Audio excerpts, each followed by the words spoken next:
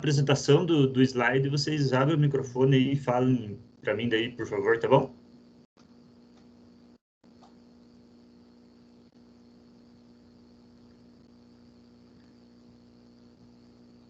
Estão vendo o slide? Professor. Oi. Sim, estamos vendo. Tá vendo? Você ia falar mais alguma coisa? Não, eu só falei o sim antes de ligar o microfone se eu sou o professor mesmo. Ah, tá. Beleza. Então vamos lá. Eu vou começar aqui. Se tiver algum problema não passar o slide, essas coisas aí, vocês me avisem, tá bom? Então, eu vou falar um pouquinho sobre as concepções de Estado, né, que estão lá no livro do Montanho. Vou passar por várias aqui, tá? Concepções de Estado para depois vocês, mais para frente, vocês vão, né, vão compreender o porquê que a gente tá relembrando isso, né?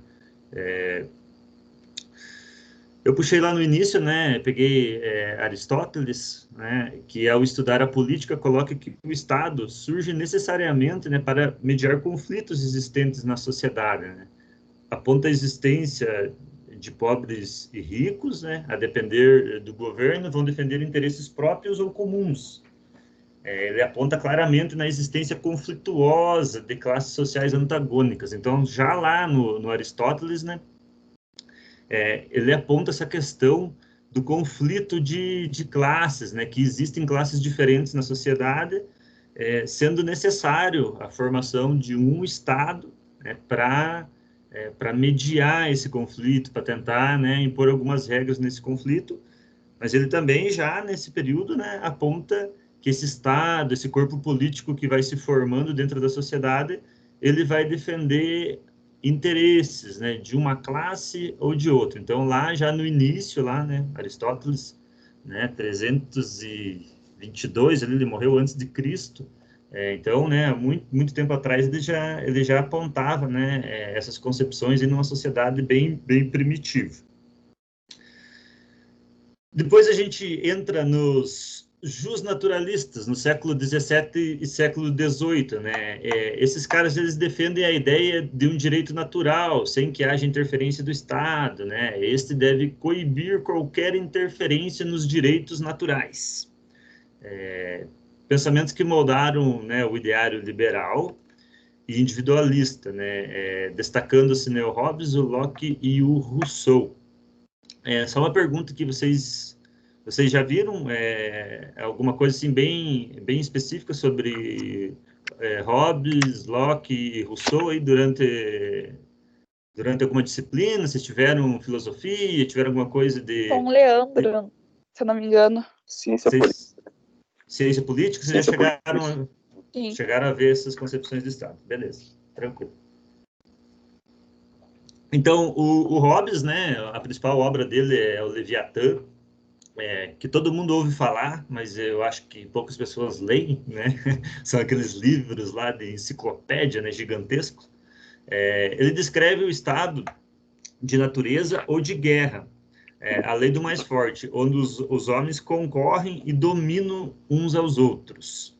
Então, para ele, né, essa era uma concepção de Estado na cabeça do Hobbes, de forma bem simples, tá, gente? Se vocês tiverem dúvida aí na recordação de vocês, da aula que vocês tiverem, vocês vão me perguntando aí, tá? Durante a passagem dos slides.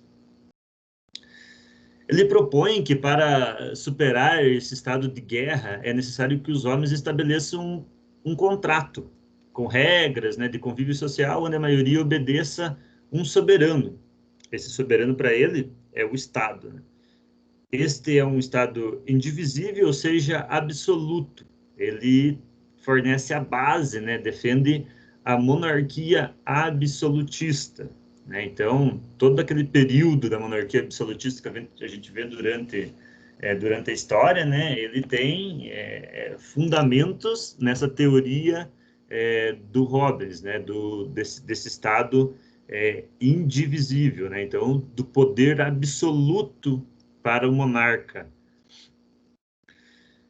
Já em John Locke, o estado de natureza, os homens se destacam pelo seu trabalho, acumulam riquezas e propriedades, né? O contrato social constitui um estado que visa a proteção e manutenção da propriedade privada.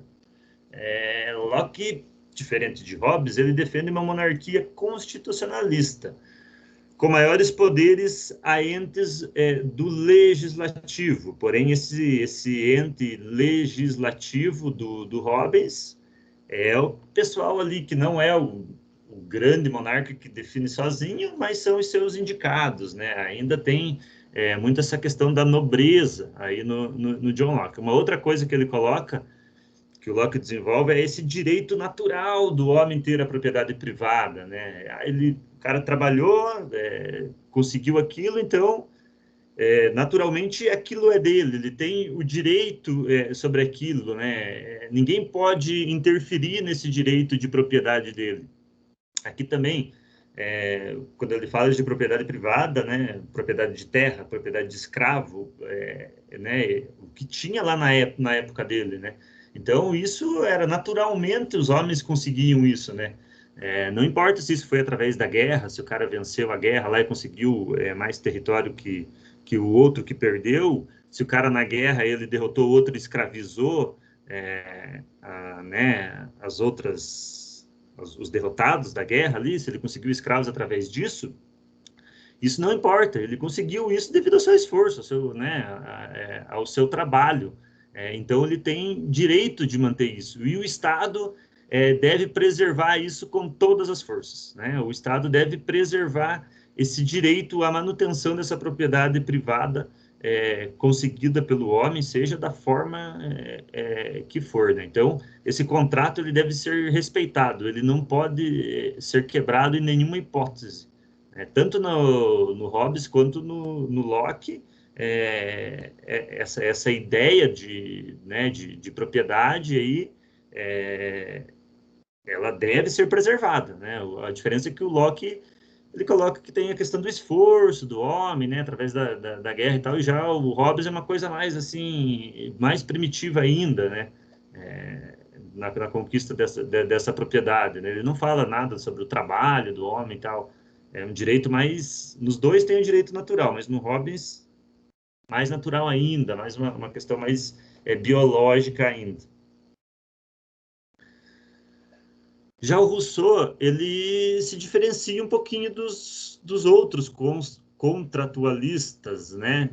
Ele defende que o estado de natureza era um estado pacífico, um estado harmonioso, né? Então, todo mundo vivia muito bem, né? Lá, aquela ideia meio utópica do comunismo primitivo, né? Que a gente falou um pouquinho na aula de questão social, né, onde fiz ali uma linha trajetória, ali citei, né, o comunismo primitivo, onde não existia ainda a concepção de classes sociais, né, e tal, mas ele vai além, né, ele fala que aquilo ali era pacífico, era muito harmonioso, não existia nenhum tipo de conflito, né.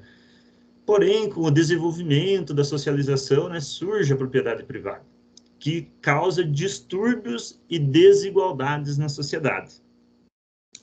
Então, diferente de Hobbes e Locke, né, ele defende um Estado que crie mecanismos de distribuição da riqueza e da propriedade privada. Porém, ele não prega o fim, né, da propriedade privada, considerando que a distribuição organizada, né, ela seria suficiente. Em Rousseau, a vontade do povo, né, a vontade do comum, do coletivo, deve prevalecer sempre, né? Aí surge uma ideia no Rousseau de democracia, né? Ele tem muito isso, diferentemente do Hobbes e do Locke, que defende monarquias, né? Uma monarquia absoluta, o Hobbes, e outra monarquia com poder legislativo, que seria, né, nas ideias do Locke. O Rousseau já não, ele já defende, né, que o povo tem que ter mais voz. Então, ele já dá início, né, à questão da democracia para organizar esse Estado, né. Então, o Rousseau, assim, ele parece ser um cara mais, vamos dizer assim, mais humanista, né. Ele, apesar de ele não pregar o fim da propriedade privada, ele também acha que isso é um direito do cara que conquistou, né? E ele é um cara mais bonzinho, vamos dizer assim, né? Ele quer que distribua um pouquinho essa riqueza aí que advém, né, da conquista dessa propriedade privada por determinados grupos da sociedade.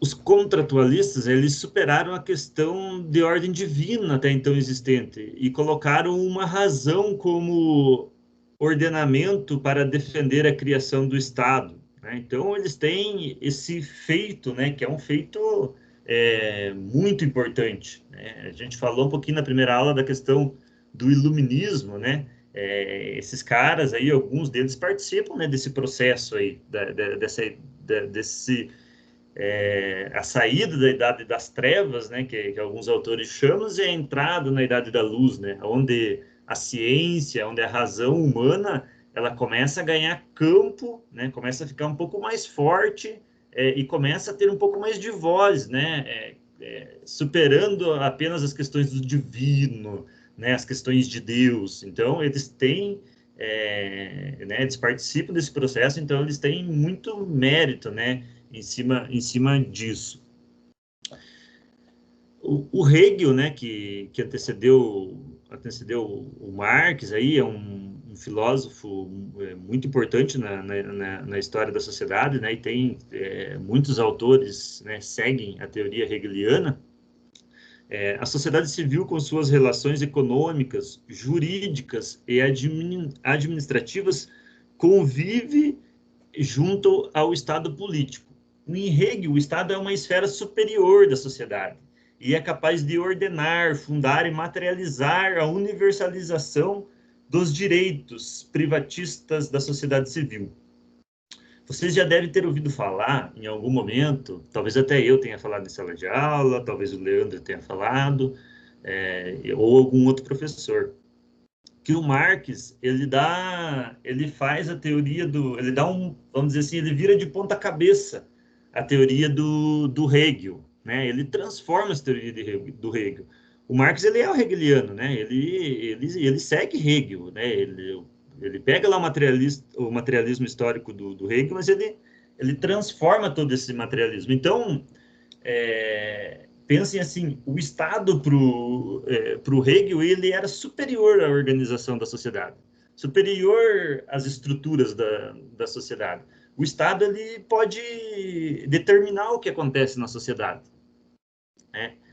Ele consegue ordenar e controlar tudo, né? Questões econômicas, questões políticas, questões de convívio da sociedade, tudo isso o Estado é capaz de conseguir controlar, né? Junto aí com suas questões, aí ele já desenvolve, né, questões jurídicas, o corpo administrativo do Estado, toda essa estrutura do Estado é capaz de conduzir e de controlar a base material da sociedade, e não o inverso, né, que é o que a gente vê vai vendo Marx, né? Então, por isso que o Marx dá um tombo no Hegel, né?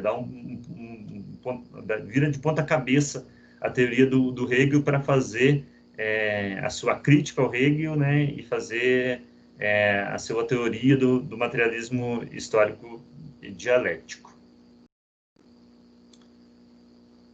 Alguma questão, gente? Se tiver, vamos falando aí, tá? A tradição marxista, né? O Estado pode se modificar conforme o movimento da realidade, né? Pois a formação do Estado é determinada pela realidade material, né?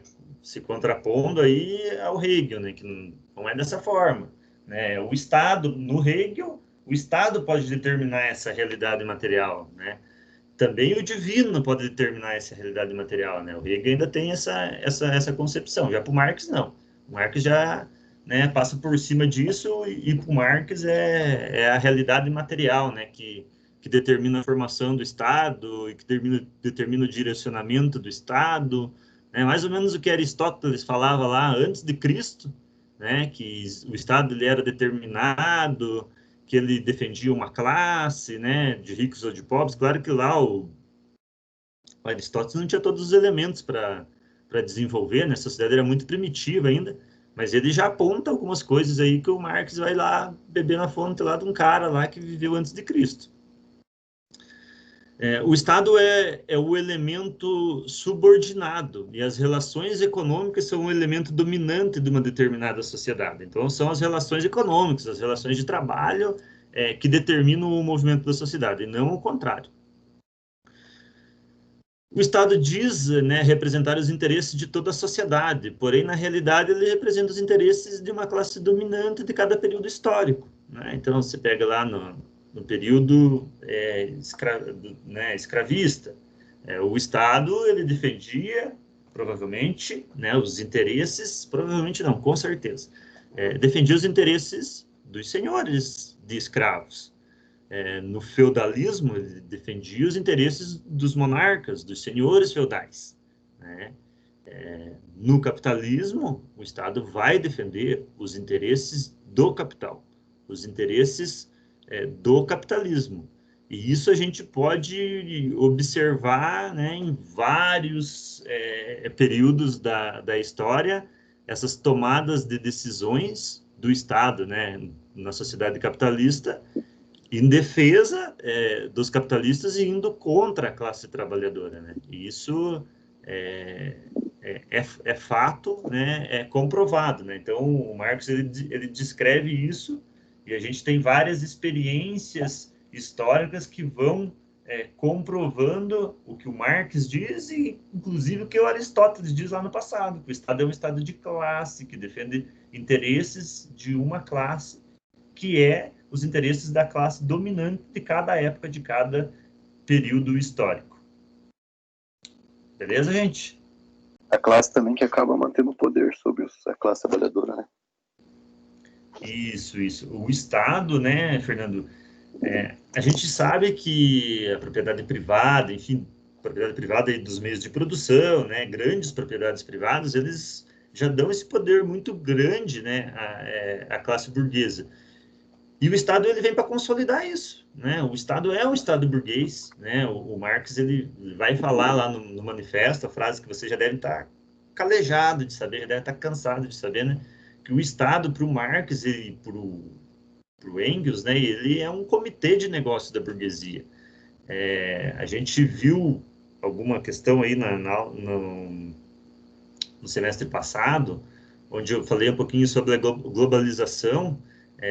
E durante o vídeo que a gente estava assistindo lá da globalização, o autor lá ele fala, né, que os caras, aí o Banco Mundial, o FMI, esses caras, eles são 10, 20 caras que eles sentam numa mesa e eles definem todo o andamento da humanidade.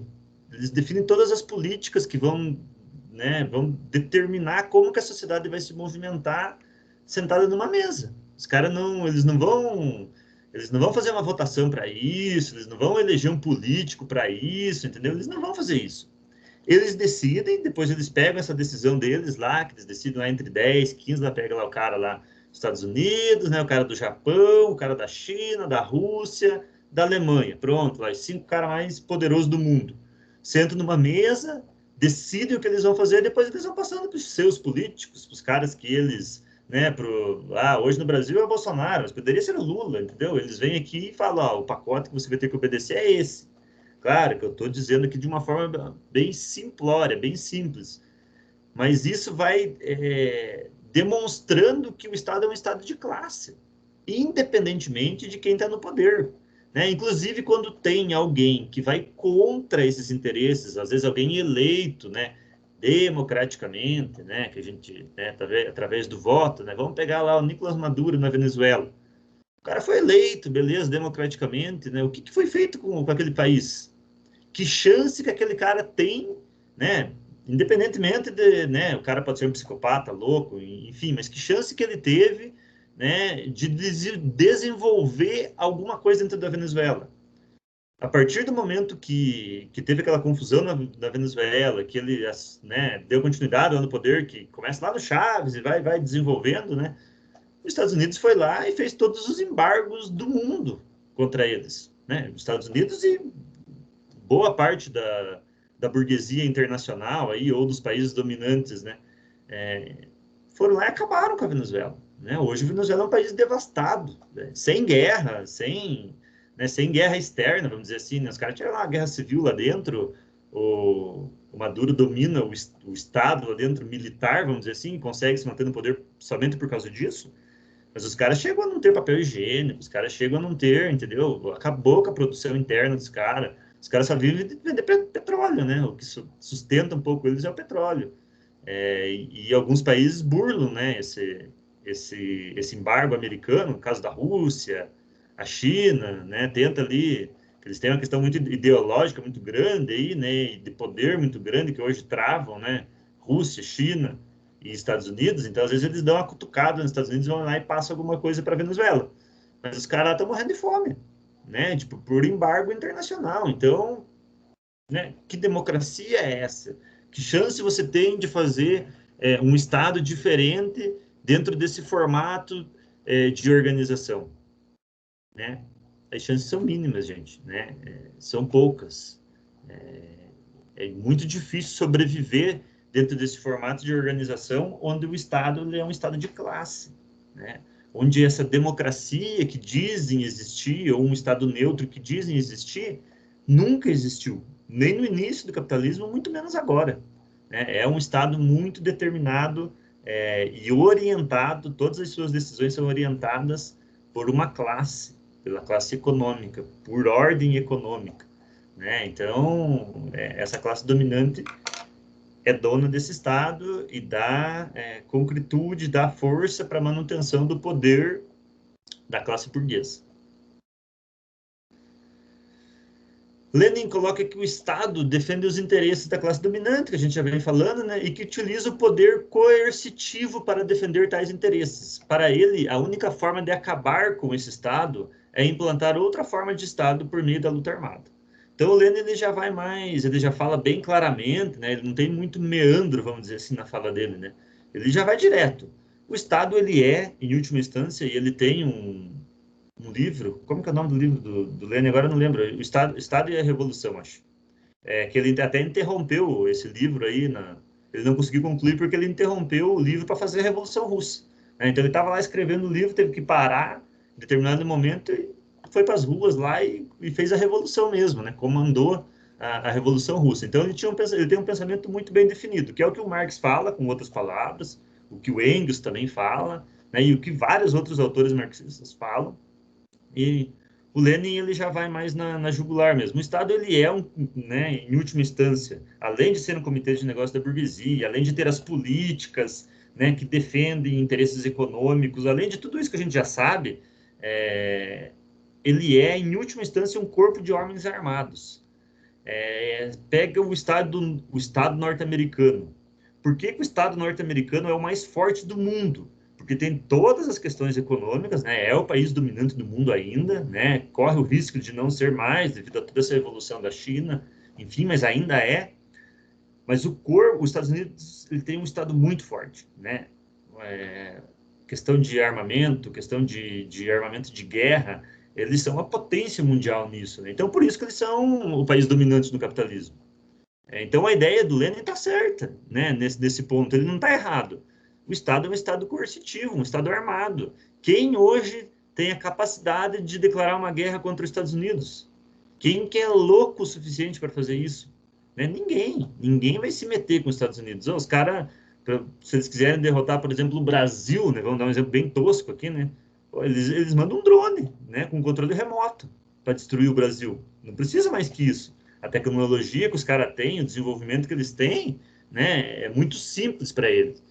E isso funciona, aí eu estou dando um exemplo a âmbito mundial, colocando os Estados Unidos, mas vocês peguem, por exemplo, aqui no Brasil, o que aconteceu com os professores em Curitiba, lá no governo Beto Richa.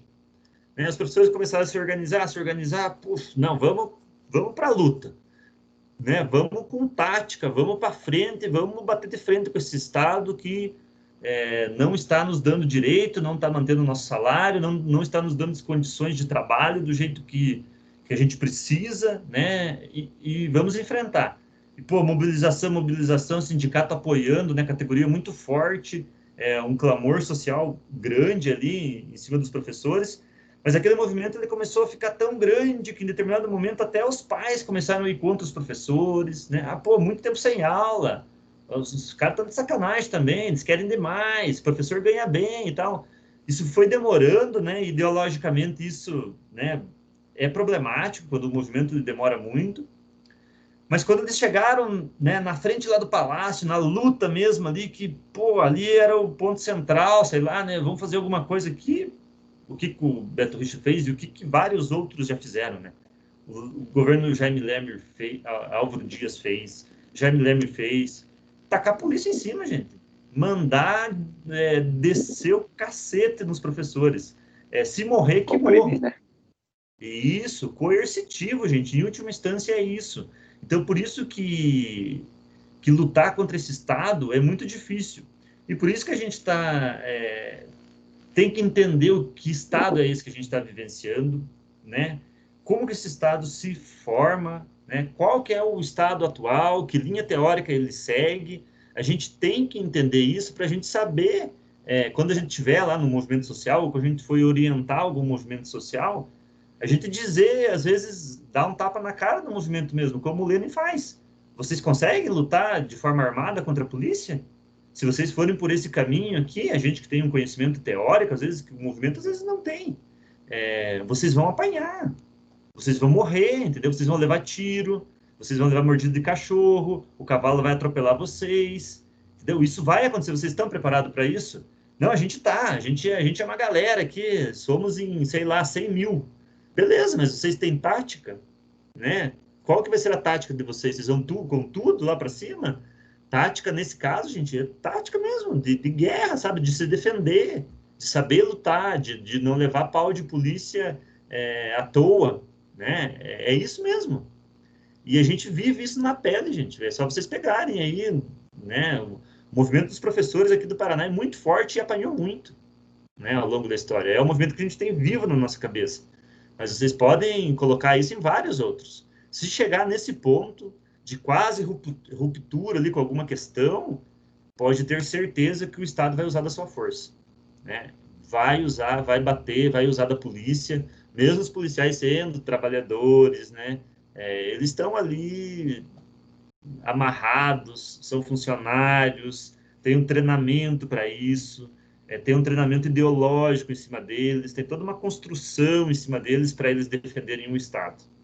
Então, a gente tem que entender isso até para um dia, se a gente participar de alguma consultoria para algum movimento social, ou se a gente estiver dentro de um movimento social que chegue a esse ponto, a gente saber que isso pode acontecer. E a gente saber que às vezes é hora da gente se retirar, né? Se não estiver preparado, não é hora de enfrentar, né? Não é hora de apanhar, de morrer para o Estado, de morrer nas mãos do Estado, né? Porque esse Estado, ele vai usar essas ferramentas. Ele usou ao longo da história, né? E vai continuar usando, né? A não ser que tenha um movimento muito grande, revolucionário, que consiga ultrapassar, né, essa esfera do Estado e consiga ter tática, enfrentar, né, e fazer uma revolução mesmo, que é um processo bem mais complicado, né, do que simplesmente uma luta de um movimento social, que é o que o Lenin lá fez na Rússia, né? Teve um clamor tão grande, um movimento muito organizado, ali, partidário, enfim, de anos de construção, que conseguiu derrubar o governo czar, né? Num país gigantesco, enorme, né? Parecido com o Brasil, que é um país gigante, de inúmeras culturas, enfim, eles conseguiram, né? Mas foi lá um movimento à parte lá deles, né? Que dificilmente acontece, né? Ao longo da história, né? A gente vê poucas revoluções que tiveram êxito como a que o Lenin conduziu na Rússia. É só para vocês entenderem que tanto para o Marx, para o Lenin, para o Engels aí, né, o Estado na tradição marxista, em última instância é um Estado armado, um Estado coercitivo.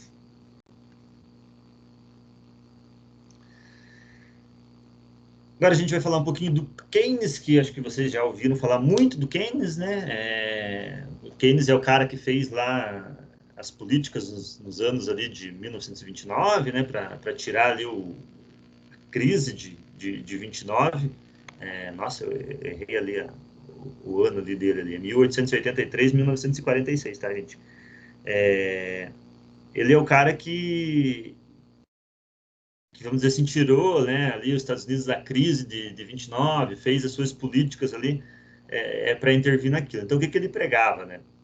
Ele é contra aquela ideia liberal clássica, né? Ele pregava uma ideia liberal clássica, né, gente, o livre mercado, a mão invisível lá do Adam Smith, né, o Estado se regula sozinho, o que foi comprovado em vários momentos históricos que isso é uma farsa. Então ele pregava a intervenção do Estado na economia, na época de crise, injeção de dinheiro, de muito dinheiro, toda a poupança deveria ser investida, toda a poupança pública, entendeu? Todas as reservas públicas, se for necessário, elas devem ser investidas para aumentar a demanda por produtos, né, buscando aumento de produtividade e a retomada dos empregos. Então, o Keynes, né, ele defende isso, que é o que mais ou menos a gente vivencia no momento atual. A gente está numa crise aí de pandemia, né, e aonde está sendo necessário que as poupanças do Estado elas sejam minimamente tocadas, né, e transferidas para a sociedade, seja para reerguer burguês, que é a maior parte do dinheiro vai para isso, para reerguer banco, para manter banco tendo 3 bilhões de lucro por ano, seja para manter o lucro dos grandes capitalistas, e seja para jogar migalha para a população, né? 600 aí para de auxílio emergencial. Então, é necessário movimentar a economia. Então, o que a gente vive hoje é mais ou menos isso, gente. É um estado meio que keynesiano, ou pelo menos medidas keynesianas estão sendo adotadas nesse momento de crise. Então, a gente está voltando lá, né, para 1929, ali, 1930 e alguma coisa, e adotando as políticas que o Keynes pregava, né? O Estado está intervindo muito na economia para tentar sair um pouquinho dessa crise que a gente está afundada, né, devido a questões econômicas. A gente já estava em crise, né? Vamos lembrar disso, que no Brasil a gente já vem em crise desde 2008, no mundo inteiro. No Brasil isso foi sentido de uma forma mais concreta ali no segundo governo Dilma, né? Primeiro também, mas no segundo de uma forma bem mais avassaladora. Então a gente já estava em crise, e aí, né, vem toda uma questão muito atípica que a gente nunca viveu aí na idade mais moderna, vamos dizer assim, né? Teve lá a gripe espanhola lá nos anos 20 lá, mas faz tempo, né? E o capitalismo aqui no Brasil, né, era bem primitivo, mas é uma situação bem atípica nessa questão da pandemia, né? Então, o Estado está intervindo na economia. E aí vem o novo liberal, né, o neoliberalismo, né, do Hayek, 1899-1992, pouca intervenção do Estado na área econômica, né, e principalmente social, um retorno à desregulamentação do mercado. Mas diferente da ideia neoliberal, né, gente, o Estado ele não sai totalmente das interferências econômicas, ele continua intervindo, né, lá os caras liberais lá eles pregavam que não tivesse intervenção nenhuma, que somente o Estado mantivesse a propriedade privada. Aqui no neoliberalismo já não, né? O Estado ele deve intervir na economia de forma pontual, sempre que for necessário, para defender os interesses da classe dominante, e o Estado ele deve se retirar do trato do social. Aí já, né, superou ali a questão da crise e tal, do Keynes, né, já podemos voltar à normalidade. Então, pouco investimento na área social, ou zero investimento na área social, transfere isso para outros setores da sociedade, que é o que a gente viu no Brasil aí com as reformas, né, ali de 1995, no governo FHC e tal, transferência de serviço público para ONGs, para o terceiro setor, enfim, que acho que vocês já trabalharam em alguma outra oportunidade, também alguma outra disciplina.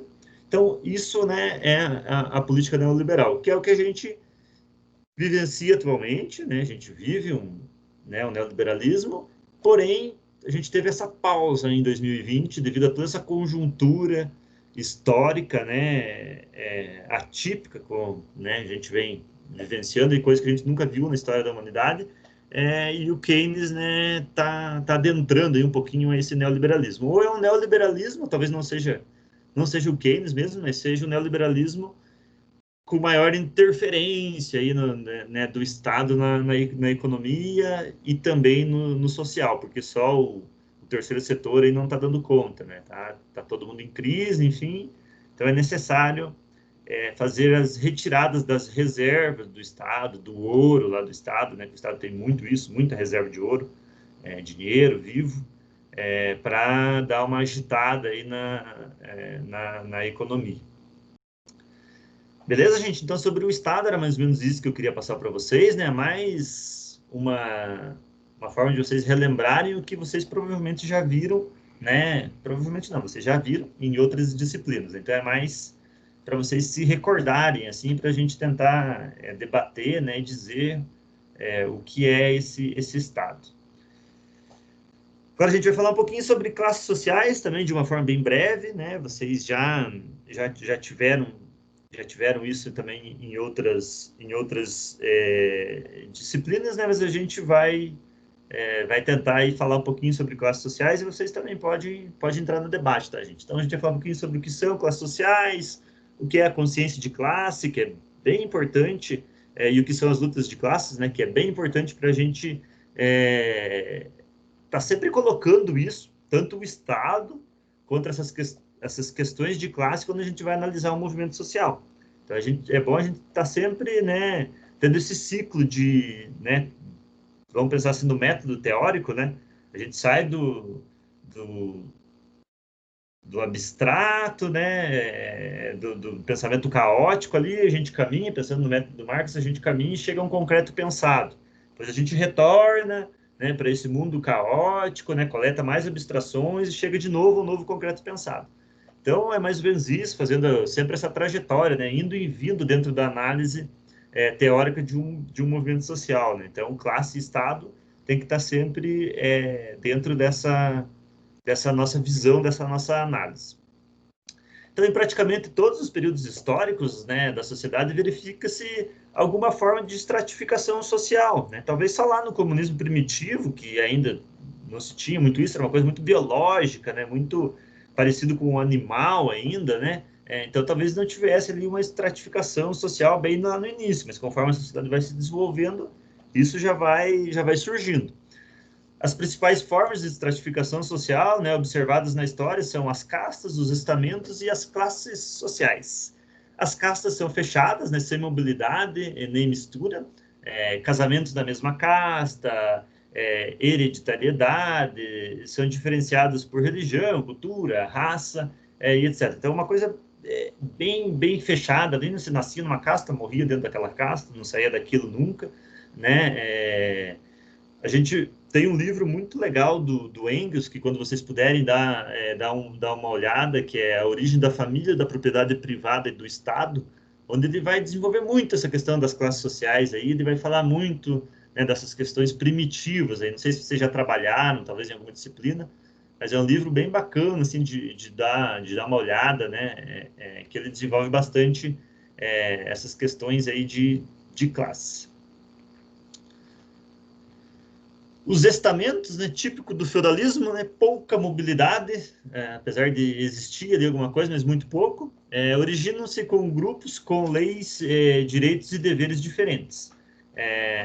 Eu peguei aqui o exemplo da França feudal, que é o exemplo que o Montaigne traz lá no livro, né, tinham 3 estados, né, 3 formas de estamento, né, 3 formas ali de classes poderosas dentro desse estado feudal francês. Primeiro era o religioso, mas ele se dividia em 2, o alto clero, bispos e cardeais, e o baixo clero, padres e monges. Então aí, no período feudal, né, e anteriormente ao período feudal, a igreja ela tinha muito poder, né? Os caras eram Deus na Terra, né? Eles tinham muito poder mesmo. Era ele e os reis ali que dominavam, né? Acho que a igreja não dava até mais que os reis, né? Os caras eram super poderosos. Era aquela questão do divino lá, né? Que ainda estava em processo de superação, né? Então os caras mandavam mesmo no mundo inteiro e pintavam e bordavam, principalmente, né?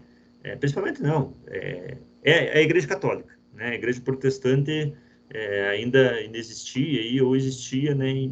Era de uma forma muito pequena. O segundo estamento, né, era nobreza, príncipe, duque, senhor feudal e etc. Né? Esses eram aí o rei e tal, os caras que eram o segundo estamento, vamos dizer assim, lá francês. E o terceiro é os caras que trabalham, né? Setor produtivo, burguesia, proletariado, servo, artesão, camponês, etc. Né? A gente vê a burguesia que, pô, a burguesia trabalhava, gente. A burguesia, né, lá no feudalismo era uma classe produtiva, eles eram trabalhadores, né? O proletariado, aqui eu coloquei proletariado, mas os trabalhadores eram muito camponeses, artesãos, né? O proletariado ainda estava se desenvolvendo de uma forma tímida, né? Mas ele já existia.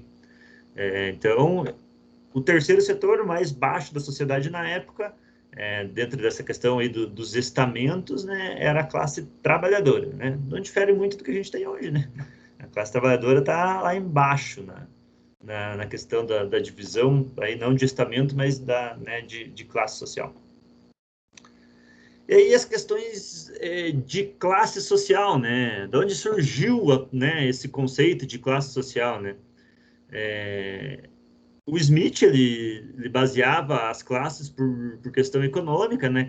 Classe agrária, industrial e assalariada, então ele já fazia aí uma divisão das classes, né? Podem verificar aí que ele não cita a palavra propriedade privada, né? Em nenhum momento ele fala sobre propriedade privada, ele coloca a questão agrária, industrial e assalariada, né? Mas não fala de classes, de propriedade privada, desculpa.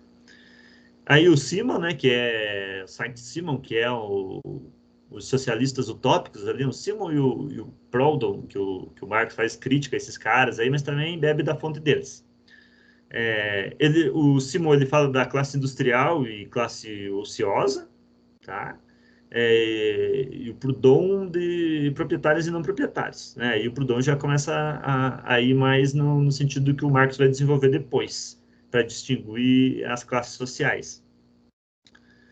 O Weber é um cara que ele se diferencia do Marx, né? Que o Marx é o pensamento dominante aí nas questões de classe. Ele divide em 3 dimensões: riqueza determinada, riqueza determina a classe, o prestígio que caracteriza o status da classe, e o poder demonstrado para ele pelos partidos políticos. Então, para ele, as classes elas né, funcionam mais ou menos dessa forma, né? Tem essas 3 dimensões. Ele também não fala de propriedade privada, né, e tal. Ele fala de riqueza que determina as classes. Mas como que vem essa riqueza, né? Da onde advém isso? Por que tem isso, né? Através do quê? Da onde, né? Ele não entra muito nesses meandros. Ele cita aí a questão do prestígio, também da questão do status, né? E do poder através do poder político aí, né? Dos partidos. E o Marx, né, as classes se dividem principalmente na relação entre produtores direto da riqueza, né? Ao longo da época a gente tem vários, né? Escravos, servos, proletariado, a burguesia fez parte aqui, né? Da classe trabalhadora ali, junto com os servos, né? Com os camponeses, e os donos dos meios de produção, donos do lado da terra, né? Os proprietários de escravo. Claro que a gente tem isso hoje também, né?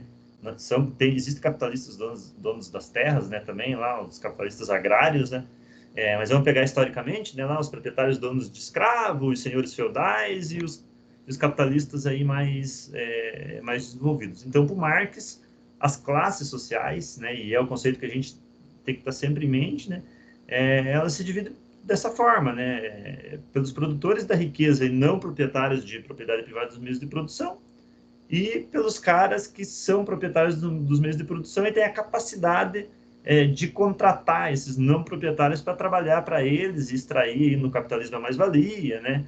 Lá no escravismo pegava os escravos e tal, né? Enfim. Mas a divisão de classe para o Marx é dessa forma, né? Poucas estratificações dentro disso, né? Proprietários e não proprietários. Ele faz ali uma subdivisão, às vezes ele fala, né, da burguesia propriamente dita, da grande burguesia, ele fala um pouquinho da pequena burguesia também, né? Que é o cara ali, dono da padaria, que às vezes acaba empregando um funcionário, acaba empregando um parente para ser seu funcionário, ou trabalha em família mesmo, né? É o pequeno burguês que, né, tende sempre à falência, né? Não consegue aí competir no mercado, né? Mas ele não foge muito disso. Então, proprietários e não proprietários para o Marx. O Marx ele vai falar um pouquinho da classe em si, né? A mera existência da classe, a partir do momento em que milhões de trabalhadores com condições econômicas, né, que opõem seu modo de vida aos de outra classe da sociedade, eles constituem uma classe em si. Eu me entendo, né? Somos milhões que somos trabalhadores. né? E o outro lado, diferente de nós, são os donos dos meios de produção. Então, essa é a classe em si. Aí vocês podem até entrar nesse debate, tá, gente? Com certeza vocês viram isso de uma forma bem mais aprofundada com o Leandro. Se quiserem dar algum pitaco e falar alguma coisa, pode falar que a gente coloca na roda. E a classe para si, para o Marx, né, é o entendimento e organização da classe em si para a luta dos seus direitos contra uma outra classe. É, portanto, a capacidade de se unir em massa para lutar por direitos de interesse comum. Né? Tem muito a ver aqui com o movimento social, né? Você ter um entendimento de grupo, que você pertence àquela classe, que você tem uma necessidade de, em grupo, se organizar para lutar por um direito. Mas, claro, aí o Marx está falando só da classe proletária, né? Depois, quando a gente estudar os movimentos sociais, a gente vai ver que, né, isso tem várias outras dimensões, né? A classe proletária, ela pode ter movimentos sociais de luta feminista, contra o racismo, né, que a gente já falou, a questão LGBT, enfim, várias questões. Para o Marx, aqui é só a questão lá do movimento sindical mesmo, da luta da classe trabalhadora pela emancipação e tal, mas tem muito isso de você entender, né, que você pertence àquele grupo, e que existe uma necessidade, que você tem carência de direitos e que você tem que se organizar, né, para conseguir superar aquilo ou conseguir conquistar algum direito que está sendo retirado daquele grupo que você se identifica. O Marx ele verifica nessa passagem, né, da classe em si para a classe para si, ali em 1830, 1848, né, com as lutas, né, e organizações dos trabalhadores europeus. Então ele vivenciou, né, isso na pele, ali, ele participou daquilo, conseguiu olhar aquilo, então o cara conseguiu ir fazendo, né, a teoria conforme a sociedade ia caminhando na sua própria época, né, o que é muito difícil, né? Por exemplo, você elaborar hoje uma teoria do que está acontecendo agora.